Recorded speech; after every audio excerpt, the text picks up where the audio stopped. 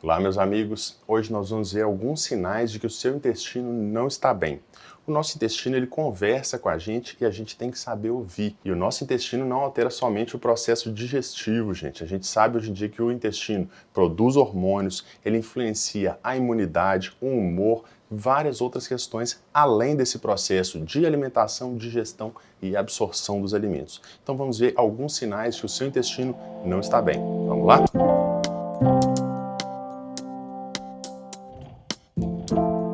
Olá, me chamo Marcelo Werneck, sou coloproctologista em São Paulo e Belo Horizonte. Se é a sua primeira vez aqui, lembra de se inscrever no canal, curte o vídeo, não custa nada e vocês me ajudam a fazer mais vídeos para vocês.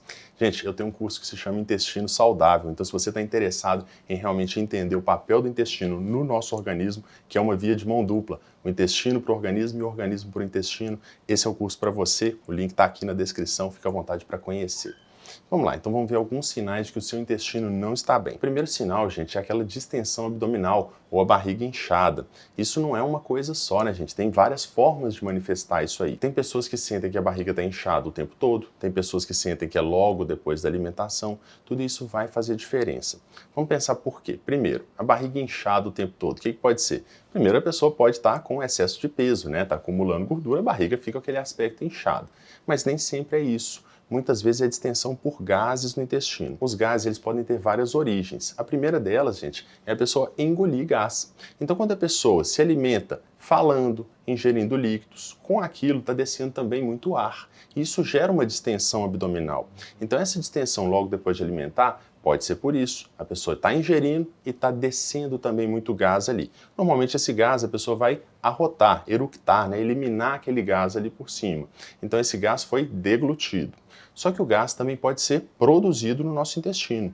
No nosso intestino vivem trilhões de bactérias. Essas bactérias elas podem fermentar, especialmente certos alimentos que são mais fermentáveis. Então, dependendo da alimentação, a pessoa pode produzir mais ou menos gases. Os gases têm uma coisa interessante, gente. Tem estudos que mostram que a pessoa que sente muito gás nem sempre tem mais gás do que uma pessoa que não sente. Isso pode ser uma questão de percepção.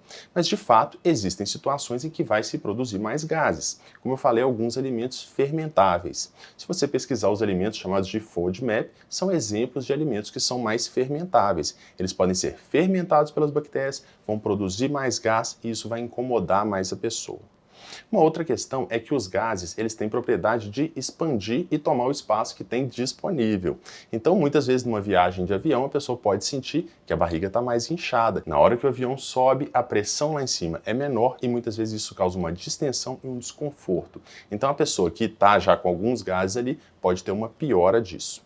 Os gases também podem ser produzidos quando a pessoa tem constipação. Por quê? A presença de fezes mais tempo no intestino pode permitir também essa fermentação e produção de gases. Então, as pessoas que têm constipação podem ter mais gases. Estão vendo? Os gases podem estar relacionados à saúde do nosso intestino. Se a pessoa está muito ansiosa, comendo e ingerindo líquido, os gases vão descer ali e vão causar distensão. É um sinal de que o intestino e a pessoa não está bem, tem que cuidar desse quadro de ansiedade. Se está tendo uma fermentação dos alimentos, nós temos que cuidar do nosso microbioma. Se você não sabe o que é microbioma, tem vídeo aqui no canal, que são aquelas bactérias e outros micro-organismos que vivem com a gente. Se o nosso microbioma está doente, a gente vai chamar de disbiose, e isso vai produzir mais gases. Além disso, os gases causados pela constipação intestinal. O intestino não está funcionando bem, que é até o nosso próximo sinal de que o intestino não está bem, que é a questão do ritmo intestinal. Além disso, a distensão abdominal pode mostrar também outro quadro, gente, que seria a síndrome do supercrescimento bacteriano. Bactérias que deveriam estar no intestino grosso começam a proliferar no intestino delgado. O intestino delgado ele está mais acima do que o intestino grosso no nosso trato gastrointestinal. Então essa manifestação vai ser mais precoce. Depois de alimentar, os alimentos começam a chegar no intestino delgado e vai tendo essa fermentação e distensão também. Isso normalmente você vai ver o quê? Aquela pessoa que depois de alimentar, né, vai comendo, depois de algum tempo precisa ali desabotoar a calça. Por quê? Distendeu o abdômen, não está nem cabendo na calça, a pessoa desabotoa. Isso é um sinal muito típico, né, de que está tendo uma fermentação e uma distensão abdominal. Então a distensão abdominal foi o nosso primeiro sinal de que o seu intestino não está bem. Como eu falei, o nosso segundo sinal é a mudança do ritmo intestinal. Mudança de ritmo intestinal, gente, é até um sintoma de alerta. O que isso quer dizer? Que a gente deve investigar. A pessoa sempre teve um intestino que funcionava bem. Esse intestino começa a funcionar mal, tem que abrir o olho, alguma coisa aconteceu, o intestino não está bem. Pode ser que seja uma alteração no estilo de vida, na alimentação, pode ser, mas tem que investigar. Fora isso, aquela pessoa que tinha um intestino que funcionava de forma muito irregular, de repente fica regular, sem ter feito nada, não melhorou o estilo de vida nem nada, tem que abrir o olho, né, gente? Tem que olhar. Ótimo, né? Tá sentindo melhor, o intestino está funcionando melhor, mas isso não necessariamente significa que o intestino está bem. Então, a alteração no ritmo intestinal deve ser investigada. Mas o que é um ritmo normal? O normal é o nosso intestino funcionar de 3 vezes ao dia a 3 vezes por semana. Vocês veem que varia muito. Tem gente que vai ao banheiro 3 vezes no dia. Tem gente que vai, fica 2 dias sem ir, vai de novo. Então, isso varia muito. Por isso que eu estou dizendo qual que é o sinal de que o intestino não está bem? A alteração do ritmo intestinal. Se o seu intestino sempre funcionou desde a infância 3 vezes por dia, esse é o seu normal. Então, o intestino funciona 3 vezes ao dia para você é normal. Mas o intestino funcionar 3 vezes ao dia para uma pessoa que ia a cada 2 ou 3 dias, isso não é normal. Então esse é um sinal de alerta, o intestino que muda de ritmo é um sinal que deve ser investigado, é um sinal de que o intestino não está bem. Pode ser que não tenha nada? Pode. Como eu falei, muitas vezes mudança de estilo de vida vai levar a isso, mas a gente deve investigar. Tá bom? Então, esse segundo sinal é a mudança do ritmo intestinal. E qual que é o nosso terceiro sinal de que o intestino não está bem? São as dores abdominais. Gente, dor abdominal, eu tenho um vídeo só sobre isso. Mas vamos falar aqui quais são as dores que indicam que o problema pode estar no intestino. Aquelas dores que se manifestam junto com movimentações intestinais ou com a alimentação. Então vamos pensar o seguinte, uma dor abdominal que acomete a pessoa quando ela está em jejum. O que isso pode ser? Normalmente, porque o intestino está vazio, o estômago está vazio, tem a produção de ácido, ele pode estar irritando a parede. Então, nas gastrites, nas úlceras, isso pode ser um sinal. Dor abdominal associada ao jejum. Aquela dor abdominal que acontece depois da alimentação, aí a gente tem que pensar que teve a ver com a chegada do alimento. O que acontece quando chega o alimento? Primeiro, o estômago enche. Depois, tem um aumento de pressão ali que pode levar a algum grau de refluxo. Então, refluxo pode dar dor nesses momentos. Fora isso, o nosso intestino começa a metabolizar e absorver os nutrientes ali. O que ele precisa? De um aumento de fluxo de sangue. Qualquer problema que diminua o fluxo de sangue pode gerar uma dor pós-prandial, uma dor pós-alimentação. Então, a pessoa que alimenta e tem dor, isso pode ser um sinal. Fora isso, a movimentação intestinal vai tentar empurrar as fezes ou os alimentos ali. Se tiver algum grau de obstrução, alguma estrutura, alguma coisa que esteja impedindo a propulsão, essa dor vai ser pós-prandial também.